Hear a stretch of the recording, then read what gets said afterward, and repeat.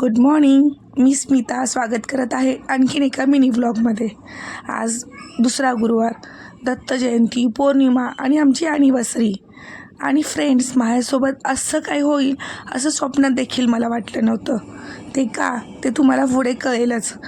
तब्येत पण काही थोडी ऑफच होती. माझ्या आवाजावरून तुम्हाला समजतच असेल. मनात मात्र देवदर्शनाची ओढ होती. लवकर उठून आवरून आधी गणपतीच्या मंदिरात दर्शन घेतलं. तेथे गेल्यावर मन एवढं प्रसन्न झालं की आजाराचा क्षीण गेल्यासारखं वाटलं. त्यानंतर घराजवळच्याच दत्त मंदिरात गेलो. त्यानंतर प्रिन्सेसला स्कूलला सोडून आम्ही अजून एका दत्त मंदिरात गेलो दर्शनासाठी. थोडी लाईन होती, पण दर्शन अगदी मन प्रसन्न करून गेलं. घरी येऊन गुरुवारची पूजा केली. म्हणलं आता सगळं व्यवस्थित होईल, पण नो, मला खूप जास्त ताप आला.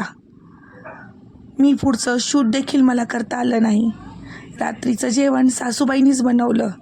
मी आजारी आहे हे समजताच त्या आल्या होत्या. त्यांनी सगळा स्वयंपाक केला. खरंच खूप इमोशनल झाले. आपलं माणूस जवळ असलं की कुणाची गरज पडत नाही, हे खरं आहे. जेवण केलं, औषधं घेतली आणि झोपी गेले.